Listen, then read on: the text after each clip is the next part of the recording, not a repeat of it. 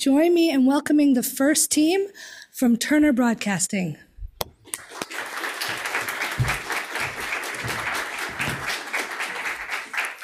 Thank you. My name is Doug Shapiro. Let's get this going here. That's me. I'm the Chief Strategy Officer of Turner, and I'm very proud and excited and pleased to be with you here today, both to showcase the fantastic work that our analytics, data, and decision sciences team is doing, and to explain, more importantly, why this work is so critical to the future evolution of our company. At its core, Turner has always been a premium video content company. That was true when Ted Turner put a station called TBS on a satellite and birthed the cable industry as we know it today. It was true when Turner created the first 24-hour news network, CNN, and it's still at the heart of the company today. So let's take a look.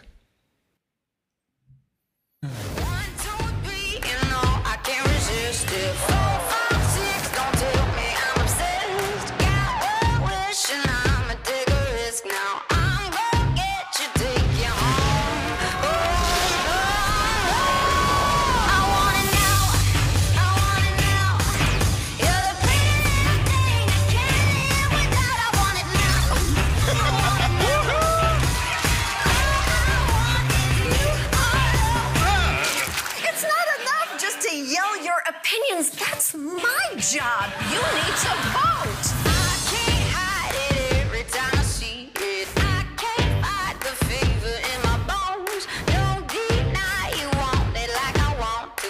I refuse to let it go. Go, go, go. I want it now. I want it now.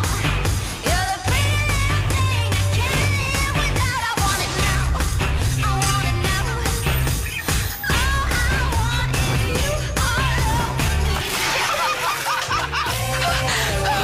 It's hero time. Welcome to March Madness. It is the funniest, wildest, and hopefully most offensive show we've ever done. Her body is Tight. Please don't ever do that again. We are loving this fan spread, yo! We have the power!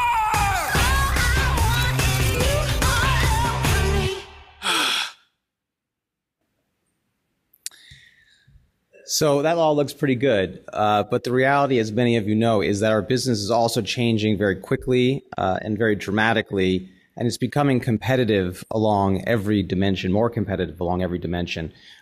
First, there's an arms race right now for original content and for sports rights. Second, our largest distributors, cable companies like Comcast and Charter, are consolidating, which is shifting the balance of power in our negotiations with them. Third, the barriers to entry to create and distribute content have really plummeted with the advent of digital, and that's ushered in a near infinite amount of new video content that goes from user-generated content at YouTube to new digital native publishers, companies like Vice or BuzzFeed or Mike or Cheddar, and a whole long list. But the fourth and biggest change is that we're now competing with these data native companies, or what's commonly called FANG. I'm sure it's not the last time you're going to hear them invoked at this event. But obviously it's Facebook, Apple, Amazon, Netflix, and Google. And as you know, these are generally massive, multi-sided platforms with unparalleled scale, resources, and perhaps the most germane to us, unparalleled deterministic data sets. So it's no longer enough for us to put on a show that we hope or assume or wish is good and just sit back and wait for the money to roll in. In the face of all this change, several years ago, my boss, the CEO of Turner, John Martin, laid out a new vision for the company, which is shown here, to transform Turner into a fan-centric, data-driven company, creating not only premium video content, but also exceptional experiences with our fans. So I'll be honest with you. When he first said this was highly aspirational, to say the least. You could even call it vaporware if you want to. But as primarily a wholesaler, we have not historically had a lot of first-party data. So we don't know a lot about our fans. And even if we had all this data overnight, we wouldn't have known what to do with it. So when John used that word transform, he didn't use it lightly. He really meant it, because what he was articulating was no less than the need to completely remake the company by embedding data-based decision-making and data-informed decision-making really across the company, across our workflows in every major functional area, which is a really heavy lift. So that includes ad sales, or what we call here monetization. It includes marketing, digital products, and content scheduling, content acquisition, and even to the point of content development itself. So, as I said, what I'm describing is it's a massive undertaking, and honestly, we're still at the beginning of that process. But the good news is that we're off to a really strong start, propelled by the great work that you're going to hear more about today. So, where we started was at the top, where the money is. That's where you start with the money is, and we started with advertising sales. So this is Turner's stake in the TV advertising space. It's $5 billion a year. It's under assault. Facebook and Google are going after the TV ad budgets, the TV advertising pie with everything they've got. And that means they're using their deterministic data sets to provide superior consumer targeting and advertising campaign measurement that has historically been possible on television. So that was the challenge that was posed to our analytics team. How can TV compete in that world? So today you're going to be hearing from key members of our team who've developed audience targeting solutions on linear television that are really groundbreaking. So let me pass it off to Andreea Popescu, who's Director of Statistics and Predictive Analytics. Thank you, Doug.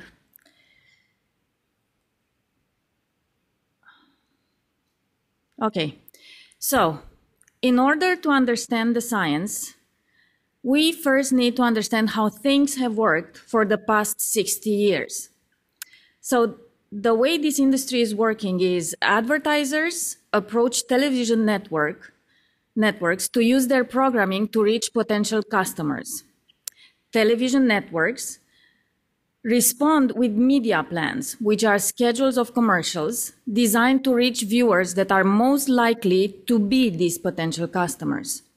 Now, the potential customers have traditionally been defined by gender and age brackets, called demographics. For example, an advertiser like Chevrolet, trying to reach people interested in buying one of their trucks, would traditionally ask for men between the age of 25 and 54. Here you have two men between the ages of 25 and 54. So you wonder, what do Ted Cruz and Justin Timberlake have in common? And the truth is, not a whole lot. And most likely none is interested in buying a Chevy truck. But that's the problem. The demo buying put them squarely in the same space. Traditional media plans built on broad demographics are very imprecise in terms of who views these commercials and where the commercials are viewed. Consumers don't want to see the commercials that are irrelevant to them. Our research has shown that commercials deemed irrelevant are actually perceived as intrusive by the TV viewers. On the other hand, the advertisers don't want to reach men between 25 and 54 years of age. They are using that just as a very rough proxy for much more granular behavior cohort, like the truck buyers. So the need was clear to move beyond demographics and to offer advertisers the audiences that they are after, which are auto intenders, travelers, active people. We needed to make sure that our fans see commercials that are relevant and that we are creating a television viewing experience that has more value. And to do so, we needed to rethink how we created the media plans for our advertisers. We needed to find a new approach to the arcane process of commercial scheduling. We actually needed to entirely reimagine legacy business processes. Using operations research and analytics, we at Turner were first to market, and I'll just take a pause and say it again. We were the first in the market to offer advertising plans that reach specific audiences efficiently and at scale. This is called audience targeting, and it's a fundamental shift for the TV advertisement business. We changed the way advertisers and marketers were thinking about the industry. We got executives in our own company to use the language of data science in their daily conversation. And as an example, I will use Dan Aversano, our Senior Vice President of Ad Innovation and Programmatic Solutions, who repeatedly said, "Do you remember why we went into marketing? To run away from math? And look at us today, talking about beta vectors and linear programming." So that's great, isn't it? When we developed the mathematical solutions behind audience targeting, we had to address two main components. One, we needed to be able to provide forecasts for any type of audience using any data set and do it at a granular enough level to distinguish audience variations across our entire programming landscape. Two, using these forecasts, we had to be able to build aggregate media plans to negotiate with the advertisers and later schedule the commercials from those media plans in specific moments within our commercial breaks, taking into account advertisers' unique business requirements. In any given week, the Turner universe consists of 9 networks, 1,800 programs, almost 7,000 commercial breaks, which adds up to over 38,000 potential placements for just as many commercial ads. So this is a combinatorial problem of immense size. If we think about it just as a straight assignment problem, but it's not just a straight assignment problem. We need to address forecasts, we need to address multiple objectives, and take into account constraints from all advertisers, almost each having their own restrictions and goals. So the tremendous complexity of this challenge demanded scalable scientific solutions. Now, Peter Williams, who is the director of Ad Product Science, will describe some key elements about the planning and execution of media deals, as well as the business value propositions of our audience targeting solutions.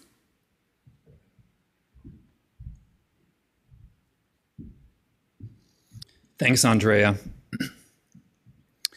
A media deal is a contract between an advertiser seeking to reach a number of people with certain characteristics and the networks providing programs that are seen by viewers with those characteristics. The network guarantees a number of impressions, which are individual exposures to an ad, based on an available budget from the advertiser, and proposes a schedule of commercials to air over a period of time called the flight. The creation of such a deal occurs during the so-called planning stage. Often these deals are struck months in advance and are often based on the buzz and interest surrounding programming.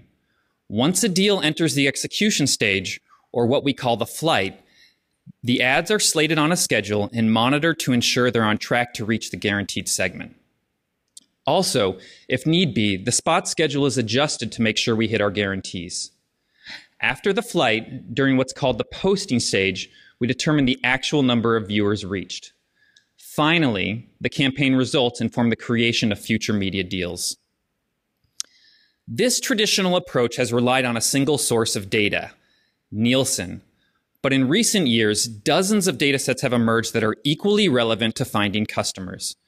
Purchase data, loyalty card shopper data, credit card purchasing record, detailed marketing surveys. These advanced audience data sets hadn't been monetized before on linear television. One popular approach to audience creation is called data fusion. It allows the integration of consumer purchasing data with viewership data. By leveraging characteristics of consumers observed in different data sources that are predictive of specific purchasing behavior, data partners like Comscore and Nielsen can provide Turner a viewership data set with accurately imputed purchasing behavior. Today, Turner can leverage tens of thousands of fused and matched audience segments across purchasing, brand preference, and psychographic dimensions.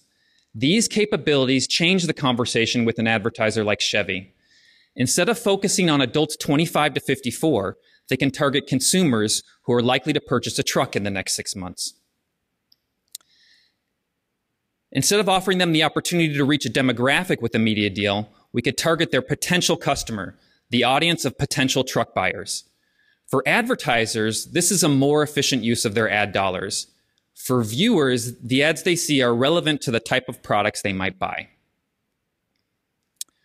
Our first audience targeting solution, Targeting Now, operates on traditional deals that are still guaranteed on primary demographic metrics and identifies the best placements to reach a secondary target, improving the efficiency of the advertiser's media plan. The objective is that the deal gets a delivery lift over the impressions on this targeted segment. The input to this process is a traditional deal. For instance, with Chevrolet with a demographic goal, like adults 25 to 54, which the client believes has the highest concentration of car buyers. Since the deal has already been agreed upon in the traditional demographic paradigm, Targeting Now only involves the execution stage of the deal, looking at the inventory of available airtime to determine where you can potentially schedule these spots. The main idea behind spot scheduling for Targeting Now is to establish a baseline of what the deal would achieve if there was no optimization involved. And then on top of that, we had a lift goal, which would be translated into additional target impressions. And the output of all of this is how we schedule the spots. Targeting Now is a first step. It allows the advertisers to test the waters in this new way of thinking about targeted audiences within the framework of a demographic deal. The advertiser can hold on to their primary goal of reaching a demographic, but then engage the secondary goal of optimizing placements. Instead of only ensuring the advertiser receives a particular number of commercial spots by, say, a selling title, as you see here, we schedule the exact commercial placements to maximize the lift in target audience impressions. The second product we developed is called Audience Now, which works a bit differently. It's purely a target-focused optimization product. The advertiser picks the data sets to include and defines the target. Then Turner optimizes the delivery and measures the results. This moves away from demographics to a completely new way of thinking, targeted audience segments. Instead of adults 25 to 54, Chevy's target was potential truck buyers. And rather than being limited to a single network like Targeting Now, Audience Now allows us to plan across the whole Turner portfolio. From a process perspective, this represents a shift. Now analytics are involved at both the planning and execution stages of a media deal. During planning, we create proposals that allocate commercial units and price them across our entire portfolio of networks. The advertiser's inputs include advertising requirements, sales requirements, and strategic planning requirements. The work developing a plan is done months in advance, so we look at long-term aggregate forecasting estimates. Plans are created so that they can deliver the most value. Later, a few days in advance of when the spots air, we determine the exact placements for the commercial spots, taking into account any changes since the planning stage. Now, Antonio Carbajal, Director of Optimization and Revenue Management, will describe the scientific components of our audience targeting solutions.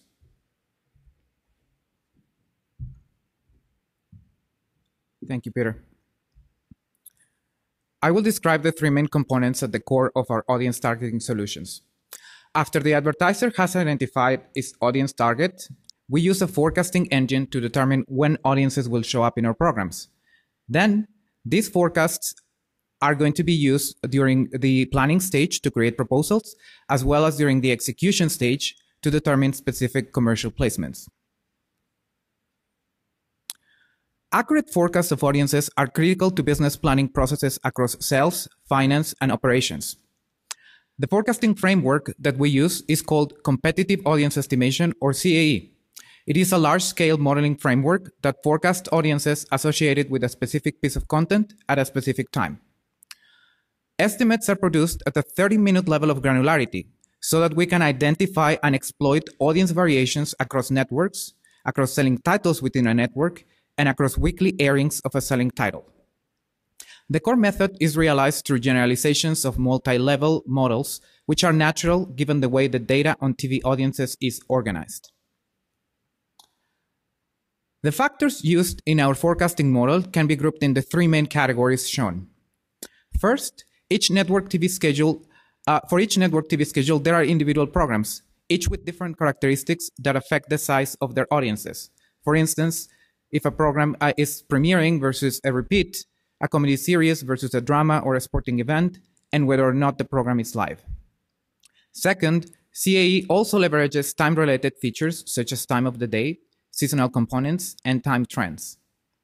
Finally, the term competitive refers to the use of variables that measure the effects of competing programming. For example, what are other networks showing at that time? Are we competing against some special event like the Super Bowl or the Oscars? This forecasting framework exists in a production-level business system where users can interact with the data and forecasts and get feedback on the estimated impact on changes to TV content schedules. I would like to emphasize the complexity of our forecasting task. Our engine creates highly accurate estimates for all of our networks at a 30-minute level of granularity, and it is data agnostic, which means that it can process data from any of the tens of thousands of potential audience targets that an advertiser can choose from.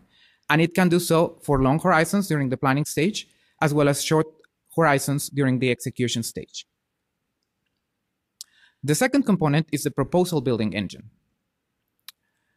During the planning stage, we address the problem of identifying how many commercial spots an advertiser will air in the different selling titles in our entire portfolio across the flight of the deal. Each one of these cells has different characteristics that include audience estimates for both demographics and targets, and minimum prices to charge for commercials on the different selling titles. Our goal here is to create a proposal that delivers more of the audience that the advertiser really cares about. To address this problem, we developed a mathematical programming-based engine that generates proposals and prices them based on remaining available commercial inventory, which is typically measured in 30-second intervals across all Turner's networks while honoring agreed-upon restrictions and parameters. The main decision variables are the allocations of units to allowable combinations of selling titles and weeks, as well as the prices to charge for each of those units.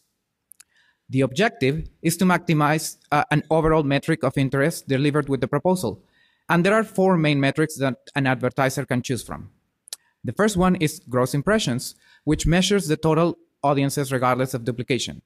The second one is composition, which is defined as the ratio of target impressions divided by demographic or household impressions. The third one is reach, which is defined as unduplicated impressions. And the fourth one is response, which refers to actions taken by consumers that are attributed to aired spots. For instance, if a consumer visited a website or called in a number after watching a commercial. The constraints include advertiser, marketing, and strategic planning requirements. Advertiser requirements include a budget, an overall daypart mix, which is the percentage of impressions that fall on the different selling titles. For instance, an advertiser may request at least 30% of its impressions to be in prime selling titles, at most 10% in overnight, and so on. And they might also determine network and selling title exclusions. Marketing requirements are those that attempt to put together a plan attractive to the advertiser and include things such as a target CPM reduction goal, a demographic CPM increase cap, as well as pricing caps.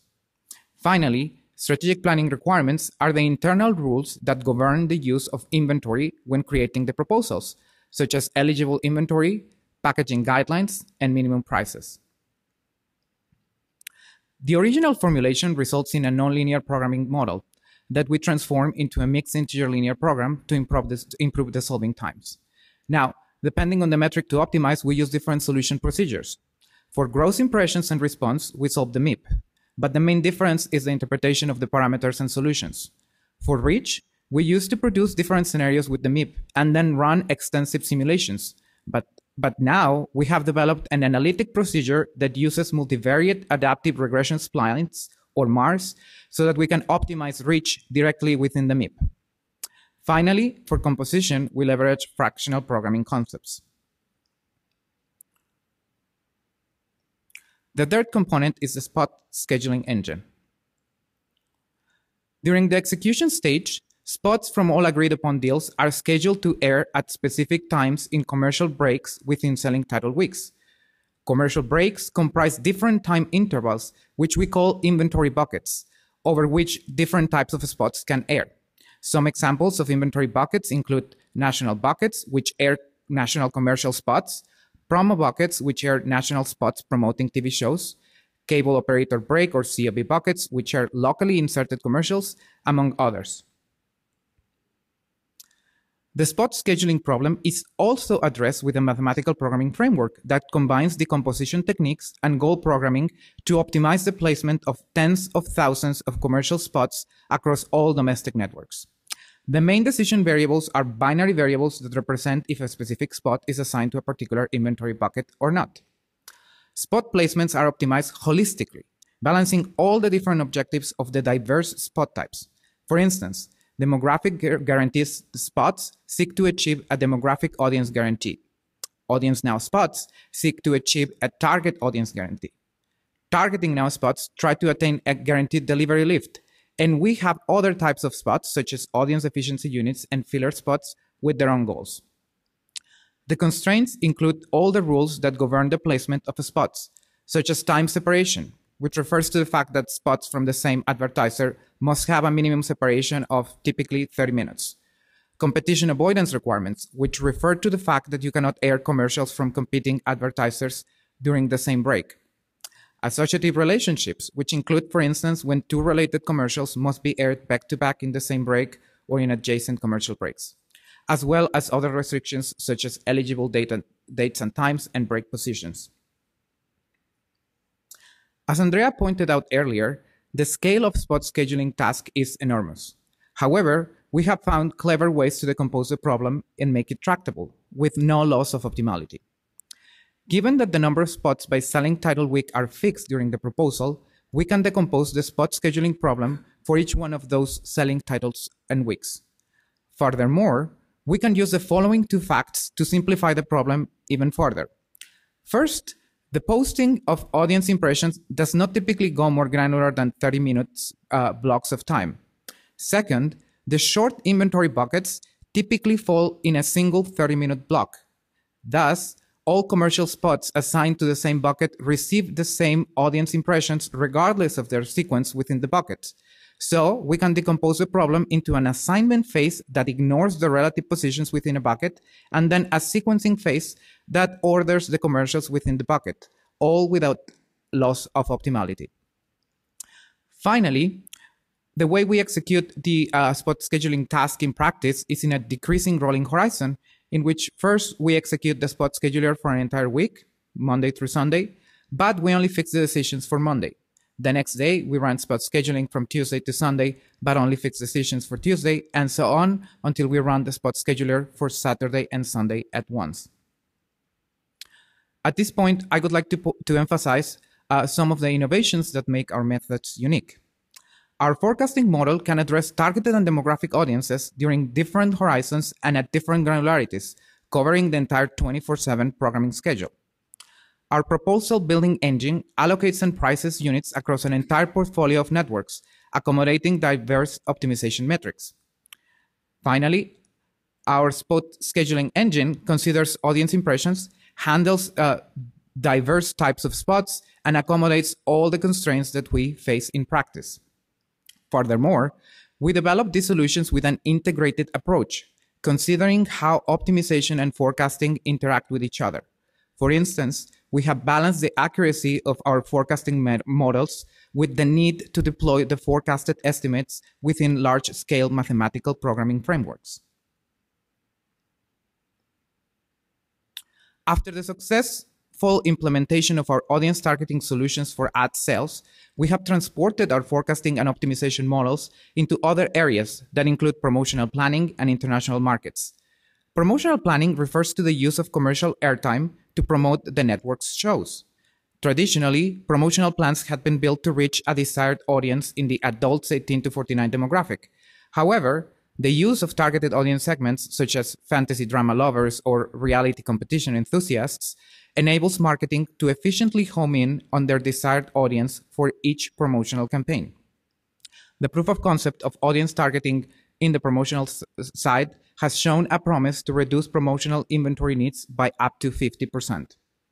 Now, regarding international markets, Turner was also first to market in bringing audience targeting-based selling to Latin America, starting with Mexico, with plans to roll it out to the other 6 countries in which Turner operates. The methods are being customized to address the differences in advertisement selling in the region, but we're obtaining great results since advertisers are increasing their campaign investments. An example of the customizations needed for Latin America has to do with the lack of readily available Fuse data, which, as we described before, means viewership data augmented with consumer purchasing behaviors. To overcome this challenge, we had to develop custom statistical matching methods in order to be able to create and use targeted audiences in our advertising solutions. Turner is also developing proofs of concept to extend our forecasting and optimization methods into other areas of the revenue management process. These include content scheduling, which refers to deciding how to schedule programs to maximize audiences, inventory mix optimization, which refers to allocating non-programming time between sales, promos, and other uses, and cross-platform ad sales, which involves creating ad sales plans with spots on television, mobile, digital, as well as other platforms. Now, here is Doug Shapiro back to discuss additional benefits and impact of our audience targeting solutions. Thank you, Antonio. I hope you guys understood what that meant, because I did not. But you get a sense of the enormous complexity. So let's talk a little bit about brass tacks. This is a quote from our head of our president of ad sales, Donna Speciale. And it embodies this clear philosophy that we need to change or we're going to get left behind. And so hopefully what you've gotten a sense of is how this team is driving change, not just for Turner, but for the $68 billion television advertising business writ large. So to get down to some results and how this is really paying off, it's clearly paying off for our advertisers.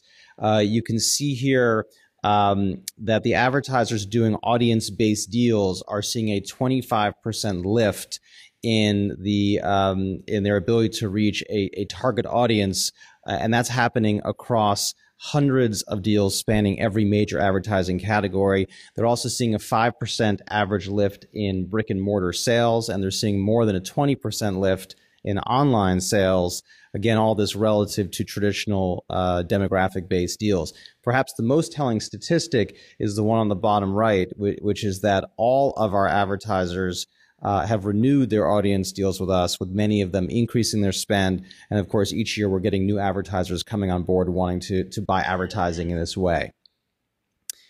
It's also paying off for us.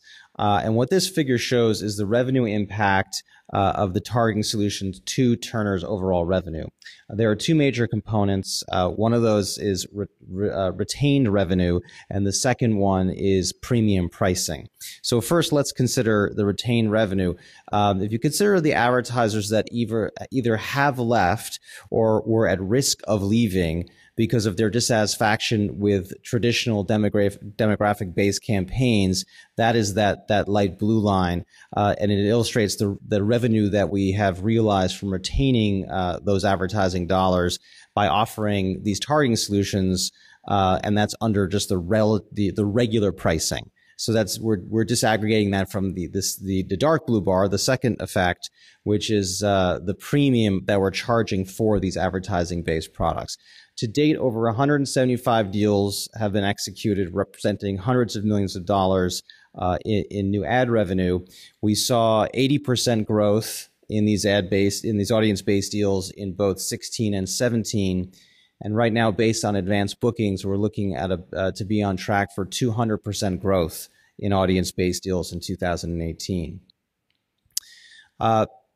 As I said, it's not only change. We're not only driving change within the company, we're driving change within the industry. The industry is following our leadership in this space. Last year, we partnered with Fox and Viacom to launch OpenAP, and we're working together to standardize the use of advanced data to help advertisers reach target audiences now across multiple networks. So what this means is it enables networks under different ownership to create and share audience segments and verify how deals perform. And if we succeed, the industry and the end consumers, for that matter, will benefit from the solutions that this team has worked so hard to create. So what does the future look like? By 2020, Turner's projecting that a full 50% of its commercial airtime will be sold on an audience basis through audience targeting, and that, as we said before, we have a $5 billion in annual ad revenue. So you're talking about billions of dollars of audience-based deals, and what that means is that our advertisers are going to be empowered to reach these highly engaged audiences, the target audiences they want, more efficiently than ever. And as we keep saying, more importantly than that even, is that our audiences will be able to receive more personalized, more relevant ads, and therefore have a more enjoyable viewing experience. But as I mentioned earlier, this is really just a first step for our company, and for Turner to ensure that it remains an industry leader, we need to compete with these data native companies head on.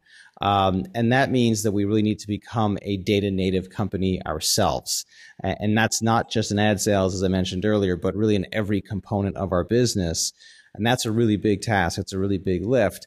But as you heard today, I think a key point here, it's not only the hundreds of millions of dollars of revenue that this work has generated, but from my standpoint, perhaps more importantly, is that the momentum we have, the initial success we've had, has created momentum and a buy-in internally for continued change, and for us to continue driving data-informed decision-making throughout the company.